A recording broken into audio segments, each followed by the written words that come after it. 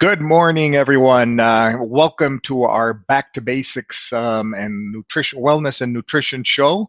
I'm Alex Juarez, your communications director at AARP Arizona. AARP is the nation's largest nonprofit, nonpartisan organization dedicated to empowering people 50 and older to choose how they live as they age. With a nationwide presence and nearly 38 million members across the nation and over 900,000 in Arizona, AARP strengthens communities and advocates for what matters most to families: health security, financial stability, and personal fulfillment. In the month of March, we're focusing on savings and planning by providing specific tools and information to help consumers manage their debt and savings. AARP is a wise friend and a fierce defender of consumers. We're here helping you manage your money decisions while fighting on your behalf to protect what you have earned and increase your options for savings. The coronavirus pandemic, the high unemployment rate, and economic challenges have also made these financial security decisions even more difficult for consumers. AARP will focus on getting the right resources to the right people at the right time. So visit us, please, at www.moneymap.aarp.org for resources and information. Or you can also visit us at www.aarp.org/near me for all the virtual events that are close to you. So in today's program, we have Coach Sherry Ann again with us, and we're going to be talking about immunity tips, how to stay healthy during a pandemic. Good morning, Sherry Ann. How are you? Good morning, Alex. I'm great. Thank you. That is wonderful. And for those of you that are joining us maybe for the first time or know a little bit about Coach Sherry Ann, she is an avid hiker. She's an avid climber. And this weekend, I saw that she was in southern Utah climbing. And I don't mean a small rock. This is a major climb, a major climb on that. So Coach Aaron, it looks like you're working on your immunity by building strength and power and health in your body. Oh, yeah. Being active is one of the key factors of keeping your immune system up. And it's such an interesting thing. Like, I was doing some more research on the immune system. And what's interesting is that it's just that. It's a system. It's not, it's not by itself. It's not a single entity. So it's about harmony in your body, having balance. And so it's one of those things where you can't, and it's constantly being researched. So all the information I'm going to be giving you today is pretty much how you can help your immune system. Nothing's proven to block out diseases or harmful things that happen that you come in contact with, or infections or anything like that. So everything today is just about how to help your immune system your immune response be better. So you're telling me that basically there's no magical pill or no recipe out there, no magical recipe that you're going to build your immunity just like that overnight? Yeah, wouldn't that be so nice? But that'd be great, wouldn't it? Factors in our lifestyle that we can help with that. But yeah, there's no magic pill to have an immune response that is ironclad. And so everybody's a little different, and so that's what's so unique about it. And so many researchers are doing a lot of things that impact, looking at stressors, outside stressors, psychological stressors, your diet, how you age. So there's a lot of things, your sleep, there's so many things that impact our immune response. And so the tips I'll be giving you today are pretty much just things that you can do at home to help you ward off illnesses. And so the biggest thing, and we talked about it last week, but it's sleep. Sleep is so huge. It's so key because that's when our bodies are working hard and repairing itself. And so you need to aim for about 7 hours as an adult. And younger children obviously need more because they're doing a lot of growing, their bodies are figuring things out. But aim for 7 hours of good sleep. Make sure you have good sleep habits right before you go to bed. Good sleep hygiene is what we were talking about 2 weeks ago. I said last week, but 2 weeks ago. Yeah. But yeah, your sleep and your immunity are really closely connected. So make sure you're getting some good sleep. Okay. And what do you say? I mean, everybody's different, but how many hours do you think would be appropriate for a person 50 and over? 7. Yeah. Shoot for 7. Aim for 7. I mean, some nights it's going to be less. And if you're having restless sleep, really evaluate what you're doing before you're going to bed. And to Right. catch up on all those tips, just go back 2 weeks because our episodes are all on the AARP Facebook page. So just go Hmm. back and take a look at that one for good sleep habits. The Yes. next one is eating a lot of plant-based foods, that create a lot of fiber in your diet, having fruits and veggies, nuts, seeds, legumes, so plant things from the earth. And because that really provides you a lot of antioxidants. And antioxidants help reduce inflammation in our body because we're coming in contact with free radicals all the time with the stuff that we put on our skin, what we inhale, what we're ingesting. So we want to make sure that we're keeping our vitamins and our minerals up. So make sure you're getting a lot of plant-based foods. And the fiber that comes in that helps with a good gut microbiome. And that's one of the latest things that people are really talking about is a good gut health. And so Hmm. that leads us into eating fermented foods or taking a probiotic. Okay. So, and one of the most common questions I get is what is the difference in a probiotic and a prebiotic? And so, because you see both out on the market, you see more probiotic Hmm. than pre. So, prebiotics you can actually get from fibrous foods. And so, and that's prebiotics are just fiber rich foods, which actually feed the probiotics. So, probiotics are fermented foods. And so, if you're not going to consume fermented foods like a kefir, which is a yogurt drink, kimchi, sauerkraut, you can drink kombucha, things like that. Those are fermented things. And so, the whole point of doing that is because it helps with your body recognizing harmful cells versus healthy cells in our gut. So, Okay. believe it or not, 70% of our immune response or our immune system cells and how we respond comes from our intestines, Oh, in our okay. intestinal Hmm. tract. So if you don't have a good gut microbiome, then you're going to have a hard time processing infections when they enter your body. And Right. so you want to make sure that you have a good gut microbiome. And so doing Okay. that, really, you want to have a good probiotic. Probiotic. Prebiotics Hmm. we can get, and we don't really necessarily need to take a prebiotic. We get that from fibrous foods. But a probiotic, if you're not going to consume fermented foods, because it's Right. such a small thing, like not many people are going to eat sauerkraut on a regular basis or kimchi. I Sure. mean, people can go drink kombucha, but just taking a good, healthy probiotic to help boost your immune system will be so, so beneficial because it's, like I said, it helps to differentiate the harmful cells versus the cells that are going to help us. Because when a harmful cell does enter our body, Hmm. we have our immune response attacks it, devours it, and then gets rid of it. Okay. But if has the ability to grow and multiply faster because we don't have a healthy gut, then that's how people get sick. And Oh. so it's really important to make sure that you have a good healthy gut. Is yogurt considered a probiotic? You can actually buy yogurt that is probiotic yogurt. Uh-huh. Oh, okay. And so Mhm. it does have probiotics in it, but the thing with probiotics is there's multiple strands. And so yogurt Right. usually has a little bit. So if you can get a probiotic that has multiple strands in it, then you're better Hmm. off because we Okay. have so many. That's the intricacies of our immune response. The cells, the amount of different kinds of cells that we have in our gut is incredibly fascinating. And so that's why it's so many researchers are researching like what can we do? Right Right. now we just have tips that will kind of help, but nothing that's exact because everybody is so so very different. Okay. So Very good. Let me ask you a quick question about inflammation. So some of the antioxidants and the foods that decrease inflammation, but I've heard turmeric is one of them that can help inflammation. Is that the case? that's an herb that you can naturally take. Uh-huh. It's best if you kind of somehow get it into your food, and because if you take it by itself, Right. it's usually in powder form. I mean, you can get it in capsule form, so you can just pop Hmm. the pills if you want. But if Sure. you're into like the powder form and just mix it in water and drink it, plan on drinking something that tastes like dirt. Like Okay. All it's right. not Uh-huh. Not good. very good then. But Okay.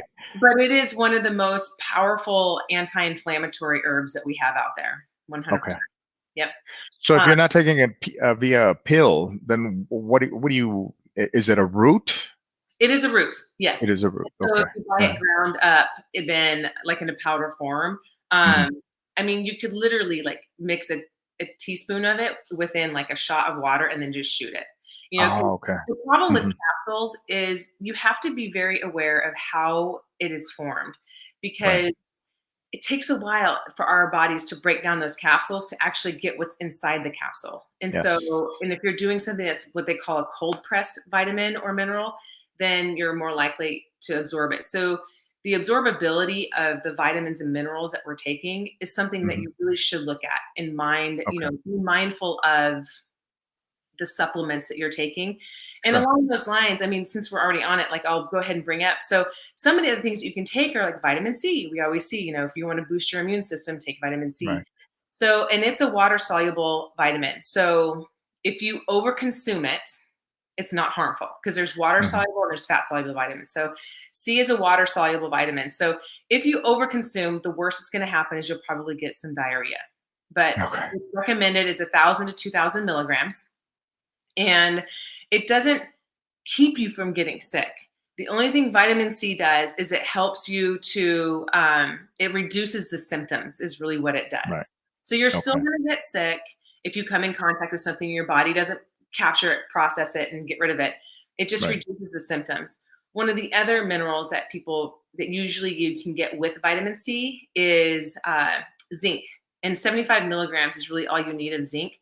And once again, it's not going to keep you from getting sick. It's just going to reduce the duration. So zinc Okay. helps to kind of shorten the duration of the illness that you usually get. So that those are two that are really, really popular. And then you hear about elderberry, Mhm. echinacea, Right. things like that, garlic.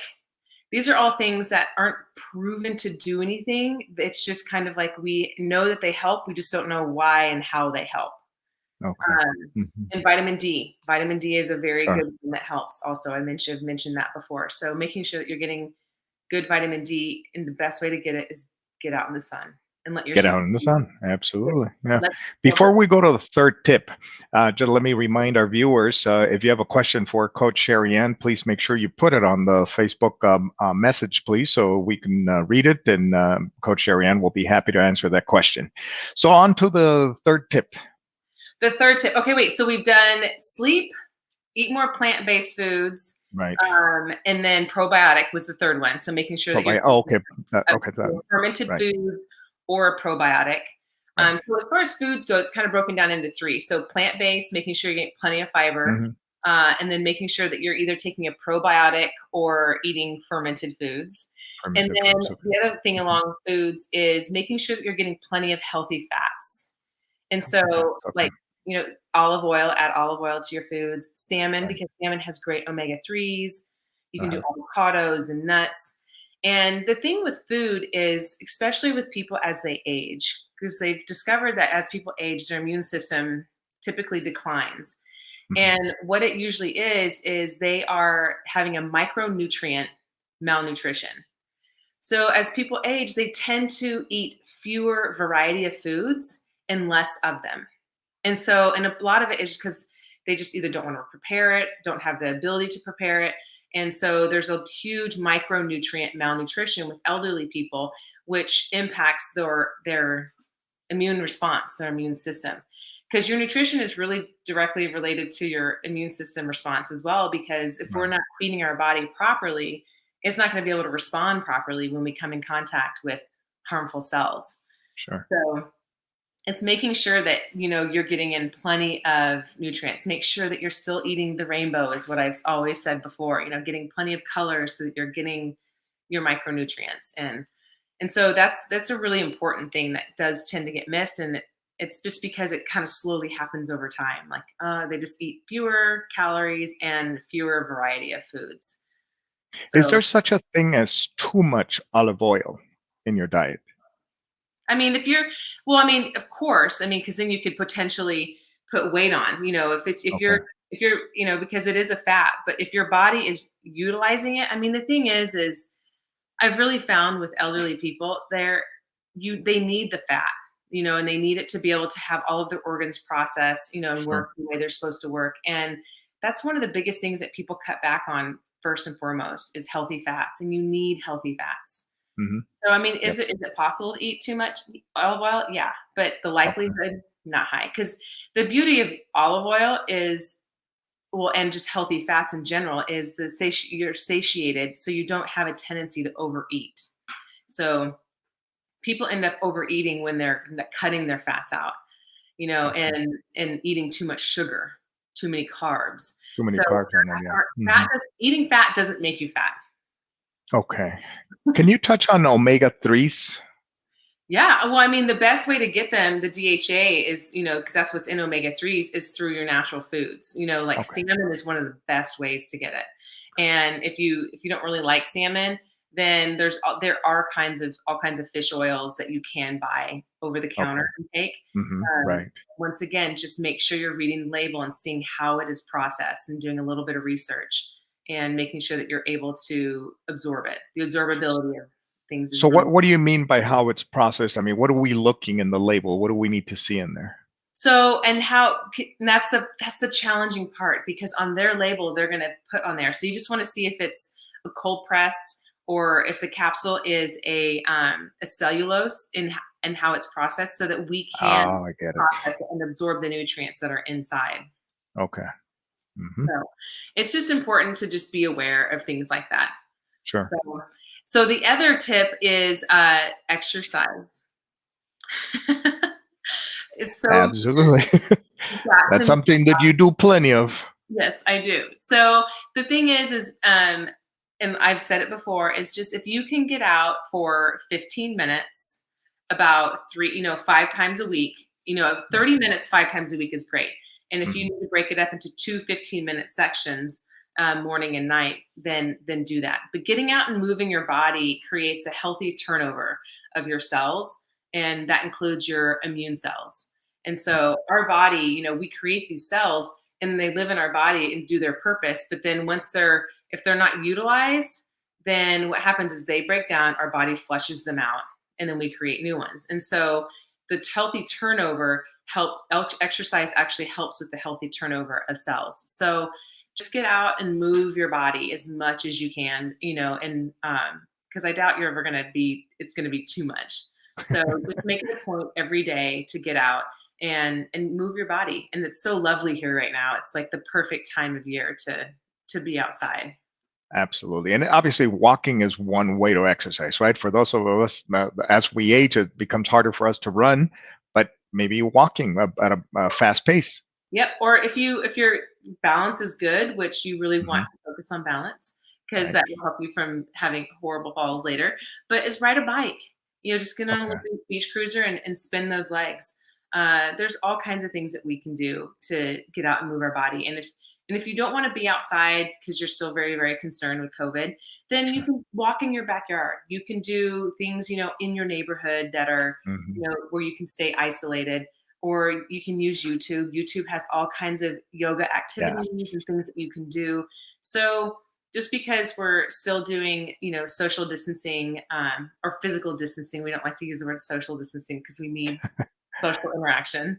That's Uh, right. Very important. but physical distancing, Yeah.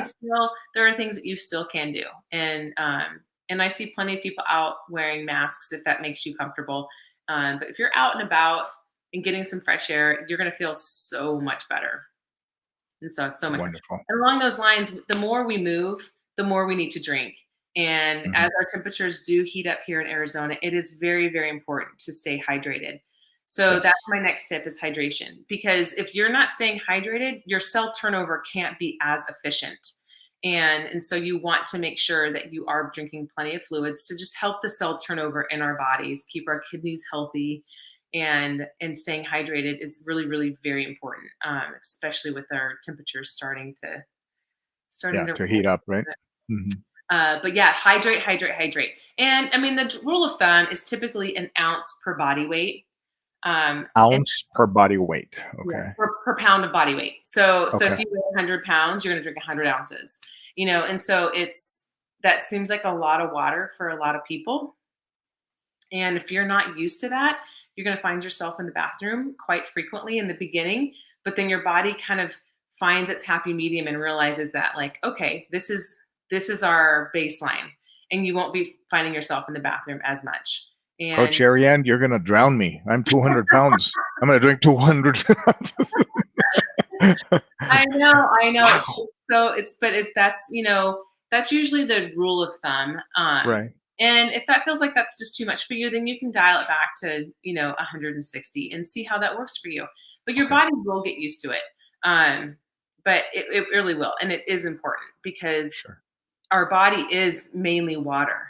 And so if we're not giving it water to help itself turn over and be healthy, and we're dehydrated, then our body can't function as good as it should. Exactly. Hmm. So hydrate, hydrate, hydrate. Very So good. my last tip is to manage stress. And this is such an interesting one because people are like, how do I manage stress?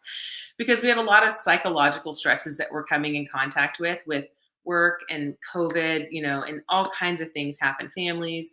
And then we have, emotional stresses, and then we have stresses from our environment. So we have all kinds of stresses that our bodies are dealing with on a regular basis. And that takes Mhm. its toll physically. People usually think stress is just a mental thing, and it's not. Right.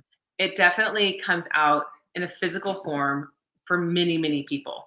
And the best way I can explain it to people is if you've had a stressful situation that you're entering in and you have a nervous stomach, like your Mhm. stomach just starts to turn. And that is because that's stress in our body, like trying to find its way out.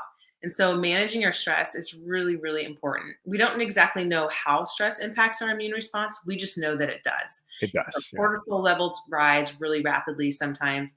And an excessive amount of cortisol in our bodies actually creates a lot of inflammation. And it creates a lot of belly fat. That they have proven is excessive amounts of cortisol surging through our body creates a lot of belly fat, which Hmm. impacts all of our organs and increases our chance of heart disease, diabetes, and all kinds of negative things. So Sure. manage your stress. Things that you can do to manage your stress. For me personally, it's exercise. Like if I'm feeling stressed, I go for a walk or a run or a bike ride. I just get out and clear my head. So exercise is a really great way just to kind of clear your head. If you do yoga, you could Hmm. do meditation. There's all kinds of guided meditations. If you don't know how to meditate, this is a question I got recently from somebody. It was about meditation, like, how do I meditate? And there's all kinds of guided meditations that you can access online. If you're not used to the meditation practice, it does take practice. And that's why they call it Absolutely. practice. And Um, you've also taught us the breathing exercises that yes. help for that. Yep. Mhm. And that can actually lead into that's a form of meditation. Right. So doing things like that, doing mindfulness practices like breathing, being very mindful of our bodies, like what's happening, what is our response. So doing things like that, and journaling. Like journal, it's so funny how many people I talk to about journaling. And in today's day and age, they're like, I don't want to sit down and write. Like we've gotten so away from the practice of writing. Yeah. And it's such a beautiful art. Like in to just write a note to yourself or to somebody else or journal your thoughts. And if that's too much for you, like if you don't want to do that, there's ways that you can do audio journaling. And there's a beauty to audio journaling because when you're audio journaling, you're hearing yourself talk about what's stressing you out. And when we hear ourselves talk, we actually have the ability to process the information and from like a third party perspective. It's actually quite fascinating. So journaling, whether you're writing it or talking it out, but that is one of the best things you could do to manage stress. Journaling. Very interesting. I will have to try that. What about sugar intake? Can that affect our immunity? Yes. Yeah, sugar is actually very acidic and it Okay. suppresses your immune system. And so it's so funny because there's not a lot of sugar consumption in my house, but when Hmm. my kids start to show signs of fighting something in their body, like their gut biome is just off, I'm like, Yeah. all right, you cut sugar out, eliminate sugar. Ah, It will just suppress the immune system. It just makes it work that much harder. right. Exactly. Uh-huh. Excellent. What about like low sugar sweeteners, things like that? Good, bad? I am not a fan. I Okay. because they're when it's a synthetic sugar, it's a Right. chemical, and that Right. makes our liver have to work harder to figure Much out what are harder. we supposed to do with this. This isn't Okay. normal. This isn't a naturally occurring thing in our nature. So How does it process it? So if you're going to do sugar, just do regular sugar, and then try to Okay. stay with like an organic sugar, one that's not bleached. Stay away from Right. white sugar, or use monk fruit or honey. Right. Stevia is a plant that's used as a sweetener, and it has 0 calories. And so that's a naturally occurring sweetener that is it's more expensive, but it's better than like Sweet and Low or Splenda or Okay. anything aspartame. Stay away from. Right. So my chiropractor told me I have to watch my sugar intake. So I've been using like sugar-free uh, creamers, the diet soda, which I completely taken out of my diet now completely. But he did mention rather than using those to purchase organic honey. Mhm. So I went to buy it, and I saw that the organic honey had like 58 grams of sugar. Like, wait a minute, that how is that going to benefit me if I need to control my sugar? Any thoughts about that? Well, it's because it's naturally I mean, it's still gonna spike your sugar, and so a lot of it Right. depends on why he's asking you to control your sugar. If it's diet related, then your body will actually handle it much better, and you won't need that much. You'll use such a little amount because it is so sweet. Okay. But if it's because of a sugar response in your body, then I wouldn't do it. But, it's Okay. because, So it all depends. And right. okay. So Hmm. it just when it's naturally occurring, our body actually can handle it. And that's why I tell people don't do diet sodas, just do a regular soda. Right. Your body knows what to do with the sugar. It doesn't know what to do with the chemical sugar. And you'll drink less of it anyway. Exactly. Because Uh-huh. when we go to diet sodas and 0 calorie stuff, people have a tendency to overconsume anyway. And what the brain is Yeah. doing, it tricks the brain because the brain thinks it's getting sugar and it's not getting sugar. So it just wants more and more and more. If you look at people that drink diet sodas, they drink them like they're going out of style, like hand over fist. But Yeah. if you're drinking a regular one, you tend to drink one and you're done. Exactly. Okay. So we have a question from Todd Silva. What degree do you think mental perspective towards immunity plays in the system? Seems people who anticipate getting sick or believe they're prone get sick more often. Yeah, I mean, Mm, that goes back to being stressed also. Like people that are with, hypochondriacs that have a tendency to be scared about getting sick and doing the what ifs. It does suppress their immune system mentally. Yeah, and your mental side does definitely play a role. Like if you think you're going to be healthy, then you're going to be healthy. If you think you're going to be sick, then you're going to find ways to be sick.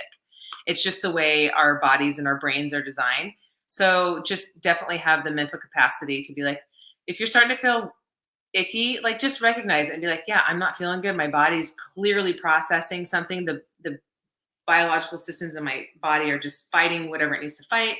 Get sleep, hydrate extra, and you'll feel better. But yeah, if you have a tendency to worry and think you're going to be sick, then you're most likely going to be sick. that's wonderful. Well, Coach Ariane, thank you so much. I know we're coming to the end of the show.